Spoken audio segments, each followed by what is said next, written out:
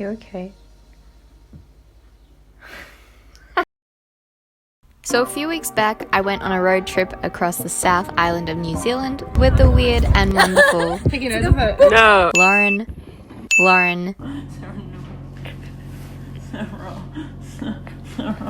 Nina, and Shelley. Along the way from Queenstown to Christchurch, we found ourselves doing a range of things I never thought to do before, like riding the 7-seater bike in Te Anau. The only rule from the owner was, don't ride on the pedestrian pavement. Yeah! Do a Yui! Also, we tried to leave Shelley behind, but that didn't work. We did the Fear Factor in Queenstown, which I thought I was mentally prepared for, but it turns out, not really. Though I am 100% sure that this was the best haunted house experience I've had ever. Always go to a haunted house with Lauren P because she laughs when she's scared, and it's not just any laugh, it's actually part wheeze, part cackle, and is very, very contagious, especially when you're supposed to be scared in a haunted house. Here's an example from our night of Cards Against Humanity.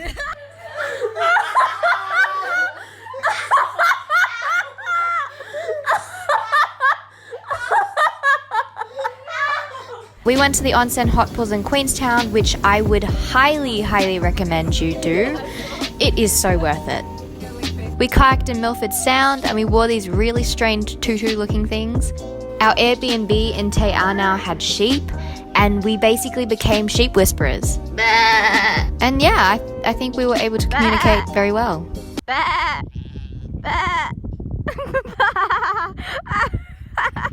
The farm also had ducks, and they are so cute. If anything, this trip has made me vegetarian, but that's besides the point. And a fun fact about ducks, they eat so quickly, and it really looks like this is sped up, but I promise you it isn't.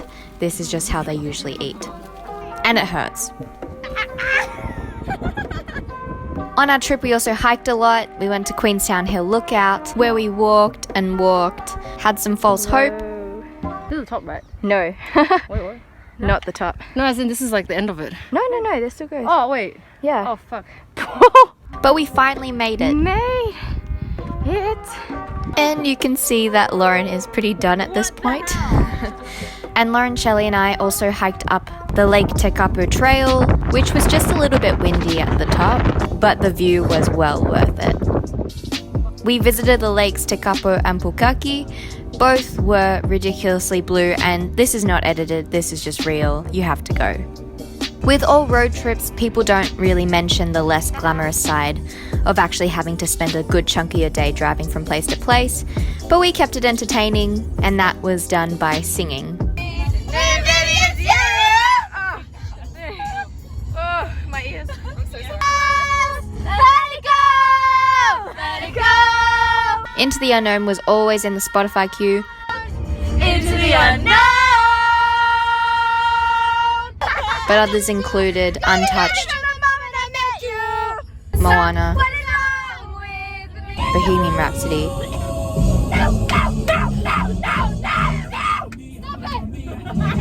among others. So what did I learn from the trip? First of all, relaxation is just as important as doing stuff. With knowing that you'll only be somewhere for a short period of time, you'll want to do as much as you can, and that was a lot like me in Europe. But taking the time to relax, to sit, to journal, was so essential to having energy to actually do all of the other things.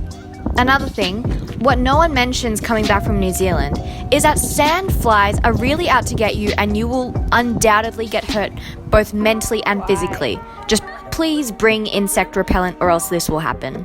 I feel bad. This is too funny. And of course, everyone taught me on this trip to be kooky, to be weird, to just be yourself and not take life too seriously.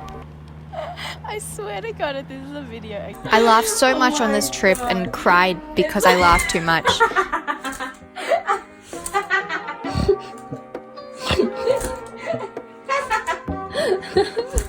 And I really can't express just how much I appreciate and love you guys. Thank you so much for making this trip awesome. I can't even do that. If you're in Australia and you're choosing where to travel next, please give New Zealand a thought because it is definitely underrated, especially how close we are to this country. Please go.